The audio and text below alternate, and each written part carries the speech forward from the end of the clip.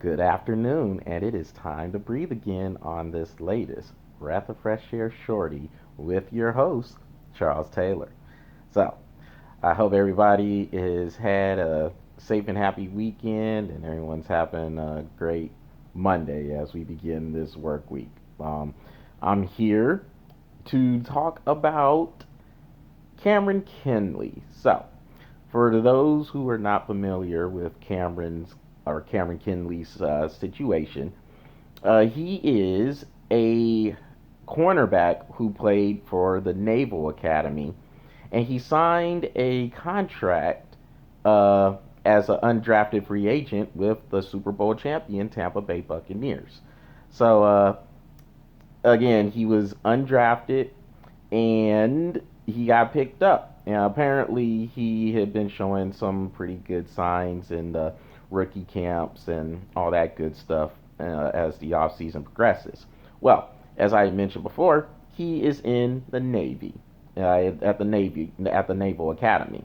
And for those of you guys who are not familiar with the way the military works, if you sign a contract to serve, particularly at any one of the academies, whether it's the Naval Academy, the Army post up there in West Point, New York, or the Air Force Officer School out in Colorado Springs, Colorado, that is a hard contract that most of the time has to be served out before you can do anything else. So that's why it is really, really significant that the Secretary of Defense, Lloyd Austin, made the announcement last week that Cameron Kinley can go and play for the Tampa Bay Buccaneers under the Inactive Ready Reserve program. So, what that program is, long story short, what it says is you can go and do whatever your career, wherever your career path might take you. In this case, this is a chance for a player to play in the NFL. And you will return and serve out the remaining years of your commitment that you had signed prior to this new career opportunity. So, number one, congrats. I am very happy for Cameron Kinley that he is able to go and pursue a dream of his to try to play in the NFL.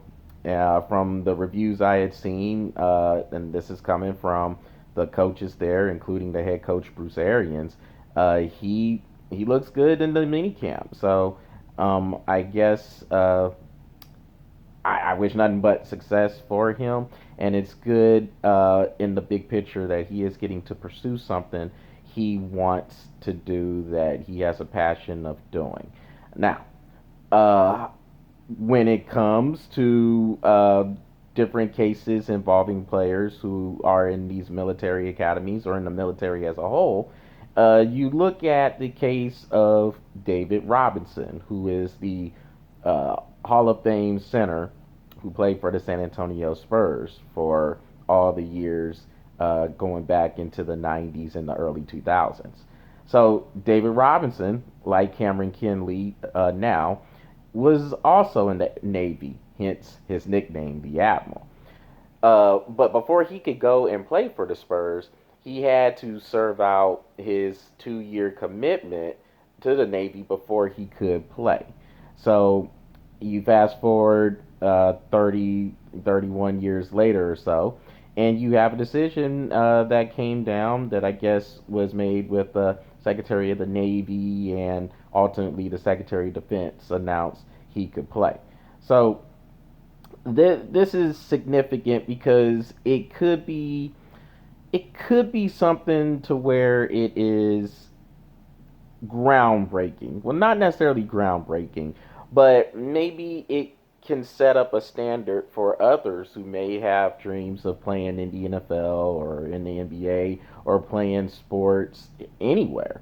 And I guess what has to be discussed by the Secretary of Defense on down is this what happened, the decision that came out with Cameron Kinley, is this going to become a norm? Is this a looked at as a special occurrence, an anomaly? How is that going to progress as we go on in these times? Because I'm sure, and I'm not familiar with all of the cases that might have come up with players who have been in the NFL or have been in the NBA or any of these other leagues, but they had to serve out their commitment to play or to serve in the military before they can go and do this. But from what I know, it doesn't seem really, really common that these guys can go and play in the league without having served the remaining the remaining time period of their contract. So it's something that's going to have to be discussed. If you're asking me how I feel about the situation, I hope this is something that does occur more often. I love seeing guys who have options in life. That's basically what it boils down to. You have options in life. You are very, very successful if you can get into one of these military academies and become one of the leaders of the greatest military in the world. And then on top of that, you have the chance to play in the league, in the NFL, where you have the best of the best athletes. I would definitely like to see a situation where these cases can come up more and these guys get to pursue their dream. And the inactive ready reserve program, that's a good way to kind of have the best of both worlds. You can go, you can preserve your career, or you can go and pursue your career. It's I would say it's a little bit easier if you're in the reserve or guard to do it than if you are in active duty. But if you are able to go and pursue a career, I mean, I think that gives guys incentives to actually want to come back and do those years and not have it be one of those, I have to do it because it says in my contract. Because a lot of times when that happens, the guys or gals, depending on the case, they're not going to be happy to do it because they're feeling like they are forced to do it. Now, I get it. I know they signed their contract. I understand that they should serve their contract. But I think if you are able to come in there with a good attitude about it, then it's just best for all parties involved. People get their commitments, and the person, well, first and foremost, is happy to do it, and they're having a good attitude about doing that. What can happen ultimately is if a person doesn't get the opportunity that I mean he was able to earn in terms of playing in the league, then now you're taking that away from him, and now you could get a person who is not happy about the situation, and what it could do is fester down not just through him but to the other people within the military that he's supposed to be the leader of. So I would like to see more cases where these guys can go and they can pursue their career.